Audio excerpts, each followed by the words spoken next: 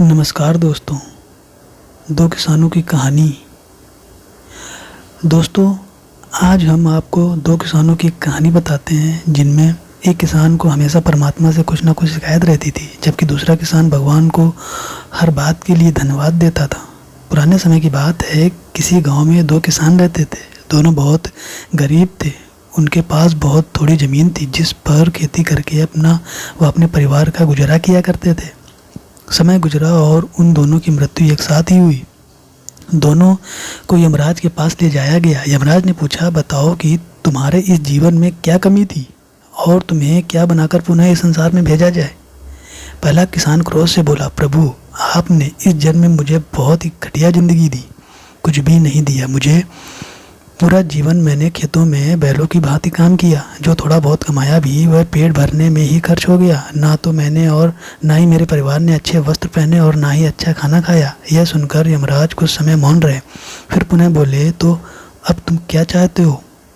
इस पर किसान बोला, कुछ ऐसा कीजिए कि मेरे चारों ओर सिर्फ पैसे ही पैसे बरसें, परंतु मुझे किसी को कुछ ना देना पड़े। प्रभु बोले, तथास्तु। यमराज ने दूसरे किसान से पूछा, तुम्हारी क्या इच्छा है, क्या तुम्हें भी मुझसे शिकायत है। किसान बोला, नहीं प्रभु, मुझे आपसे कोई शिकायत नहीं है। आपसे मैं क्या मांगूं, आपने मुझे सब कुछ दिया। दो हाथ पैर, खेती करके अन्न उगाने के लिए जमीन, भूख लगने पर भोजन, तन ढकने को पर्याप्त मात्रा में वस्त्र। सिर्फ एक कमी लगी मुझे अपने जीवन में कि सीमित मात्रा में अन्न धन होने के कारण मैं अपने द्वार पर आए भूखे व ज़रूरतमंद लोगों की सहायता नहीं कर सका। कुछ ऐसा कीजिए कि अब जो जन्म मिले तो जब कोई भूखा व्यक्ति मेरे घर आए मैं उसकी खूब मन से सेवा सहायता कर सकूं। यमराज उसकी बात सुनकर प्रसन्न हुए और बोले, तथास्तु। दोनों किसानों को पुनः उसी गांव में जन्म मिला। समय बीता, दोनों बड़े हुए। पहला किसान, जिसने अपने चारों ओर धन की और किसी को न देने की कामना की थी, वह उस गांव का सबसे बड़ा भिखारी बना। हर कोई उसकी झोली में धन डालता, किंतु उसे किसी को कुछ भी न देना पड़ता। दूसरा किसान उस गांव का बड़ा धनी एवं धर्मात्मा व्यक्ति बना। कोई भी उसके द्वार से खाली न जाता। वह सबकी तन मन धन से सहायता किया करता। मित्रों, ईश्वर ने हमें जो दिया है उसी में संतुष्ट रहना आवश्यक है।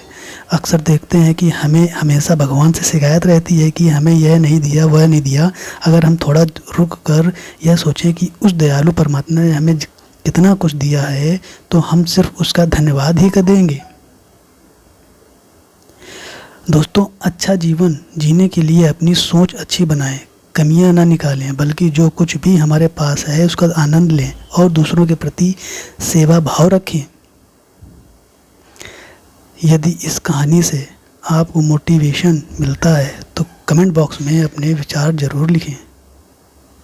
जय हिंद, जय भारत, वंदे मातरम।